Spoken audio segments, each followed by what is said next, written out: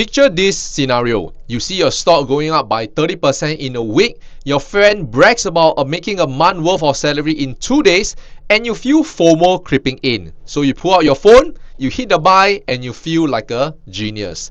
But then the market suddenly shifts. The stock drops by 20%, then 40%.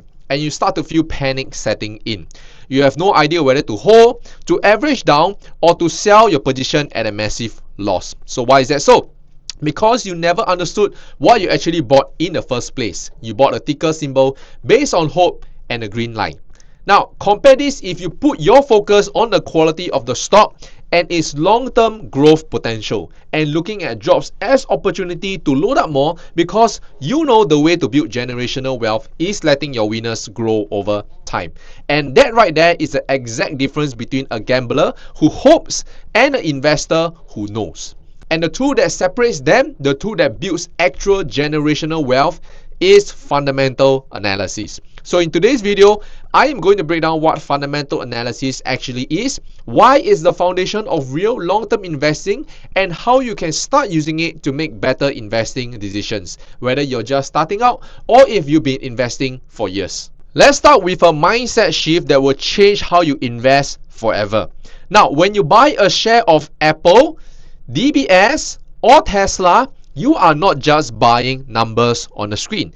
You are buying a small literal piece of a real business, because a stock certificate is not a lottery ticket. It is a certificate of ownership. And once you see it that way, the question that you ask will completely change. Instead of asking, will this stock price go up tomorrow? You will start asking yourself, is this a good business? And that is the question that fundamental analysis is designed to answer. What does a good business actually look like? Now, I want you to imagine you want to start a chicken rice business. So, you are going to buy a chicken rice hawker store here in Singapore. And you know that you are not trading it for a week. You are buying the entire store from the uncle to run it for the next 10 years. So what are the first thing that you ask before you actually hand over your life savings, before you actually buy the business? Number one, you want to know whether the business actually makes a profit at the end of the month, right? If it's profitable, that means it is good for you to buy. It's more worth for you to buy as compared if it is losing money. Number two, you look at the queue during the lunch hour and dinner hour to see if customers are loyal and keep coming back, right? You also want to know if the uncle actually borrowed massive amounts of money from the bank to buy his cooking equipment, which could actually bankrupt him if suddenly there is no customer that starts visiting. And at the end of the day, is whether he can also repay it back over there. Now, this exact thing of what you are doing is called fundamental analysis. You are looking at the cash flow of the business, the customer retention, as well as the debt levels of it.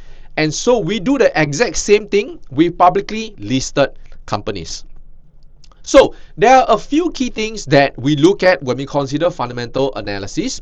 The first is the balance sheet, which is basically what a company owns versus what it owes. Basically the cash that they have, all the assets, and all the liabilities and debts that they have currently. So think of it this way. A strong balance sheet is like a fortress with a very, very strong base right over here. It means that the company has enough cash reserves to survive a massive global recession or a crisis without begging for a bailout. Whereas a weak one would mean that even a small shock could put them in serious trouble. You just need one crisis and they will be wiped out totally.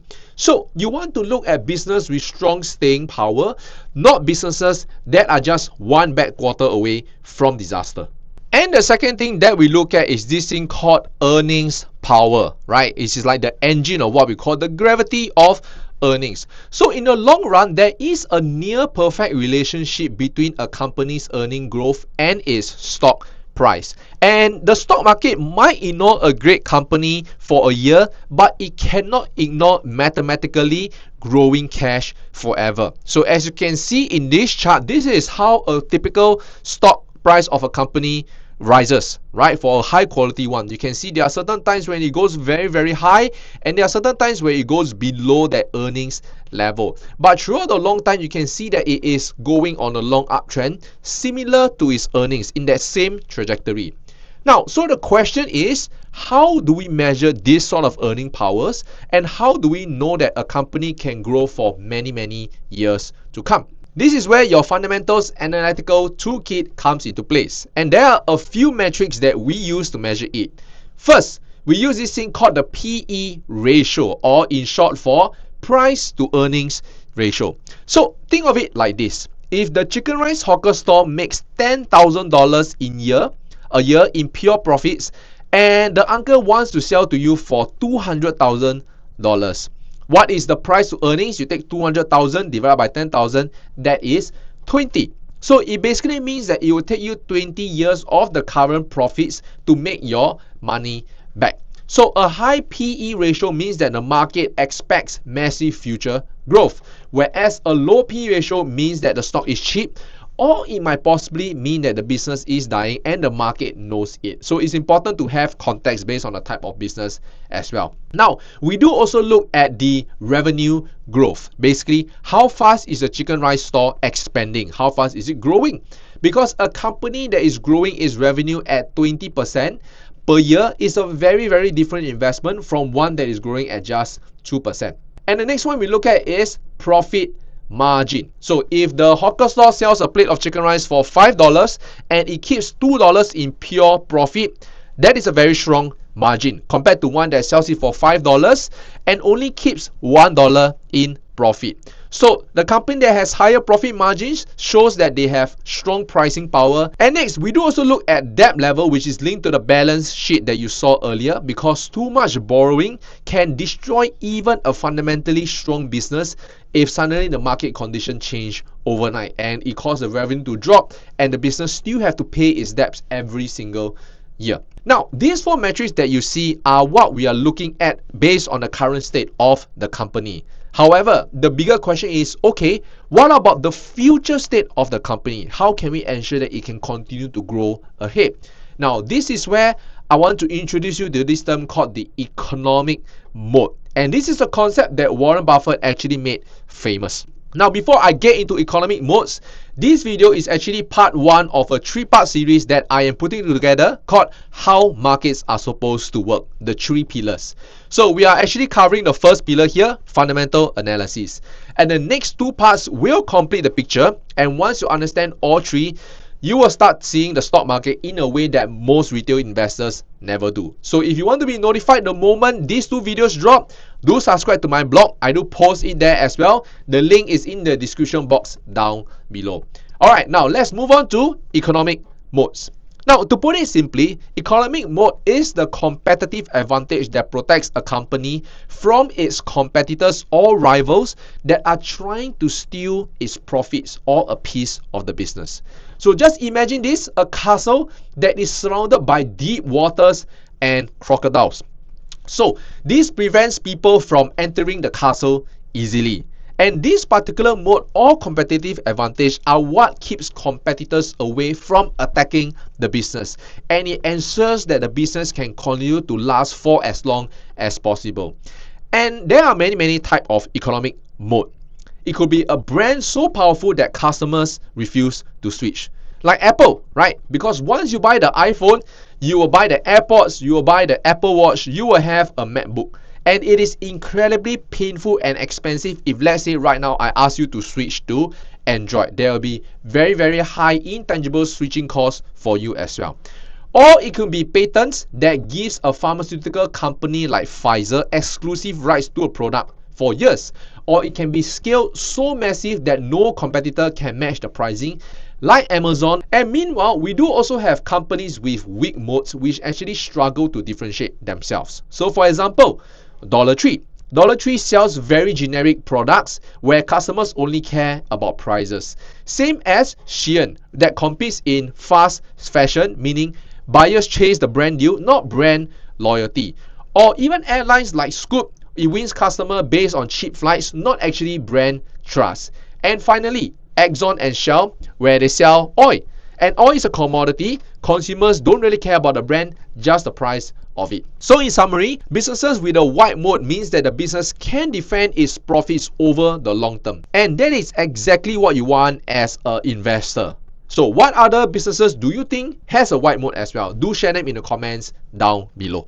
And once you find a company with very strong metrics and a wide moat, this is where you calculate this thing called its intrinsic value. Now, this is what the business is actually worth, entirely independent of the stock price. As you know, the stock price is emotional. It can react to bad news, macro news, and it can suddenly get euphoric over good news. And your job as an investor is to calculate the real value, or simply wait for the market to do something irrational. Because when external fear drives down the price of a high quality company, honestly, your risk don't actually go up. Your risk actually comes down. Because now you have this thing called a margin of safety. Because for example, it's like you're buying $1 worth of the business for 70 cents. And this leads to the most important distinction in all of investing: a broken stock price versus a broken business. Now, few years ago, Meta, which used to be called Facebook, it actually saw its stock crash by over 70% because the market panicked over interest rate and tax spending. So this was right after COVID during 2022. So the stock was broken, everyone was fearful, everyone said Meta is not going to survive over the next few years. But when you look at the metrics of the business, when you look at the economic moats, you will notice that the business itself was still generating billions of dollars in free cash flow, right? Their balance sheet was very strong, the earnings power was very strong, and in fact, compared to the competitors that are together with them, Facebook or Meta still have one of the best ads conversion for their business, right? Every single quarter for millions of daily active users. So the business was not broken at all. And investors who had done their fundamental analysis knew the difference and that the long-term thesis was still intact, and they made an absolute fortune when the price naturally recovered. And with that said, there are also two beginner traps that you must avoid when you are learning about fundamental analysis. Now, the first trap is what I call muddled thinking, where initially you know that you are buying this company for a trade, and suddenly the stock drops, and now you become a long-term investor, right? You're telling yourself, let me just hold, I am now a long-term investor. Now, this is where you don't have any anchor as well, right? Confusing trading from being an investor. That is what I call muddled thinking. So you must be able to differentiate between the two and know very clearly where you stand.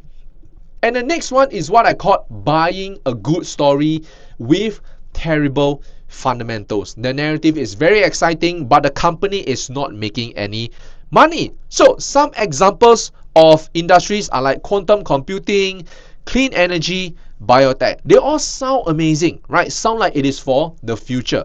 But the thing is, if the business is burning cash and they don't have any strong economic moats which makes them stand out from other competitors, and they are only surviving purely on hype, which is what media or everyone is talking about, eventually the market will crush it. And that is actually what we saw back in the 2022 period as well. Before that, companies in the quantum computing space were very, very hyped. Many people are talking about it. But right after that, when we saw interest rates going up, the markets actually slowed them down, and most of them actually dropped by 80-90%. And this is where I want to share with you a principle shared by Warren Buffett, one of the most timeless investors of all time. It is that it is far better to buy a wonderful company at a fair price than a mediocre company at a bargain price. Many people make the mistake of looking at the share price of the company and thinking, oh, this is cheap, right? Comparing to another company that visually the share price is small and they deem it to be expensive. That is not actually true, because cheap is not the same as good value. Because a $2 stock can be worth expensive if the business is actually just worth $1. Vice versa, a $200 stock can be considered cheap if the business is worth $300. And this is what fundamental analysis ultimately gives you after you have really mastered it. And this actually matters more than any specific metric, because it gives you conviction. And conviction is the one thing that will keep you in the market long enough for compounding to do its work. Because throughout your lifetime of investing, you will face a lot of market volatility and noise that will try to break your anchor and break your conviction. But when you truly understand the business that you own, their earnings, their moat, their balance sheet, their growth trajectory, you start to see market volatility stop feeling like a threat and it becomes an opportunity instead. It will start to feel like information for you. And sometimes it will tell you that the price has become attractive, and sometimes it is just noise. But either way, you are equipped to respond rationally instead of emotionally. And investors who build real wealth over decades are not the one who predict every market move. Anyone who say that they can predict how the market is going to turn out tomorrow is lying to you, right? But the ones who build real wealth are the ones who bought high quality business, understood what they own, and had the patience to let time do the heavy lifting for them. And that's what fundamental analysis is. It's not just a skill, it's a skill you master, but more than that, it's the foundation that makes everything else possible. That's all that I have for you for today's video. If you do enjoy such content, be sure to hit that like and subscribe button. It will really help me to create more of such content. And this is part 1 of a 3-part series of how market actually works, like what I shared earlier. So if you do enjoy for me to share this kind of evergreen, timeless content for you, let me know in the comments down below what do you want to see next as well. So thank you, and I'll see you in the next one.